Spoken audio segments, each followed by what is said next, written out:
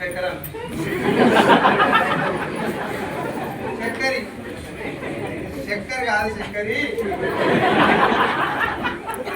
Sugar అంటే బాడీలో ఉన్నటువంటి ఎనర్జీని ప్రొడ్యూస్ చేసేటటువంటి గ్లూకోజ్ లెవెల్స్. ఒక్క లైన్ లో చెప్తాను, అర్థం చేసుకోండి. నేను ప్రొడక్ట్ గురించి అక్కడ చదివి చెప్పిన దానికంటే ఇప్పుడు నేను చెప్పింది అర్థం చేసుకోండి. మీరందరూ ఈ హాల్ బయటకు వచ్చి వెయిట్ చేస్తున్నారు. ఈ హాల్ కు ఒక్క కిటికీ లేదు, ఒకటే డోర్ ఉంది, కిటికీలు ఏం లేవు. మీరందరూ బయట వచ్చి వెయిట్ చేస్తున్నారు. మీ అందరి యొక్క గోల్ ఏంటంటే లోపలికి రావాలి. నేను ఆ డోర్ పెట్టి లోపల అనుకున్నాను, లోపలికి వెళ్ళి రైట్. మీరు వచ్చి దడదడా అని డోర్ కొడుతున్నారు.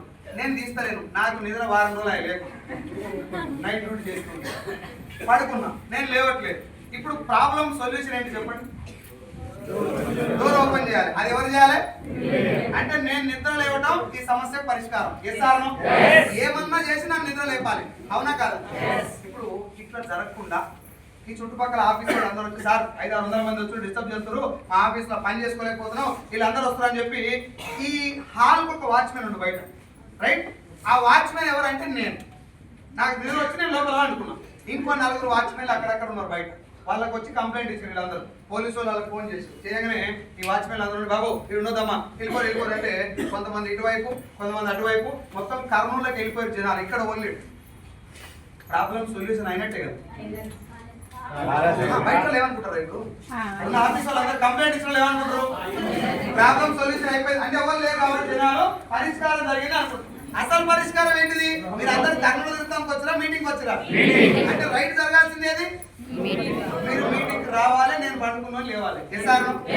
జాగ్రత్తగా ఇప్పుడు నేను చెప్పేది ఇక్కడ మీరందరూ ఎవరంటే మన బాడీకి ఎనర్జీని ఇచ్చేటటువంటి గ్లూకోజ్. మీరందరూ తిరిగేటటువంటి బయట ఉన్న ప్రాంతం ఏంటంటే బ్లడ్, రక్తనాళంలో ఉన్నటువంటి బ్లడ్. ఆ బ్లడ్ లో ఈ గ్లూకోజ్ అనేది తిరుగుతూ ఉంటుంది. అక్కడక్కడ తిరిగినప్పుడు ఇది ఏంటిదంటే ఈ హాలు సెల్, మన బాడీలో ఉన్నటువంటి కణం. ఏంటిది?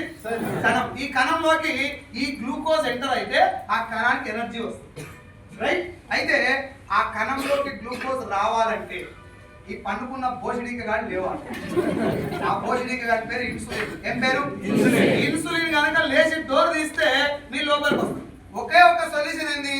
ఇన్సులిన్. పడుకున్న ఇన్సులిన్, దాన్ని ఆ పడుకునే ఆ స్థితి పేరు ఇన్సులిన్ రెసిస్టెన్స్ అంటారు. ఏమంటారు?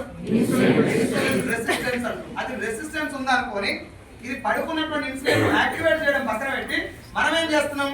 ఇన్సులిన్ లేనట్టుంది అనుకొని కూర్చుకుంటారు బయటకు వెళ్ళి. ఇన్సులిన్ గోళీలు వేసుకుంటారు, బయటకు వెళ్ళి కూర్చుకుంటారు. బయట వాచ్మెన్ లాగలేరు. ఆ ఇన్సులిన్ ఏం చేస్తుంది?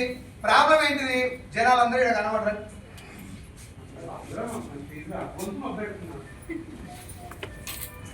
ఇక్కడ అంతా జనాలు జామ్ అయ్యారని కంప్లైంట్ వచ్చింది. ఇప్పుడు ఆ కంప్లైంట్ కు బయట ఉన్న వాచ్మెన్ ఏమర్థం చేసుకుంటారు? ఇక్కడ ఉన్న జనాలను క్లియర్ చేస్తే మన పని అయిపోతుంది. వాళ్ళకి ఏం తెలియదు, ఈ లోకల్ కొత్తకి వచ్చారు, సిఎన్టీకి వచ్చారు, సంబంధం లేదు. ఇక్కడ ఉన్న ట్రాఫిక్ ను క్లియర్ చేయాలి అని క్లియర్ చేసినారు. అయితే ఆ బయట ఉన్న గ్లూకోజ్ ను ఇన్సులిన్ ఇచ్చుకోవడం వల్ల లేదంటే మెట్ఫార్మిన్ టాబ్లెట్ వేసుకోవడం వల్ల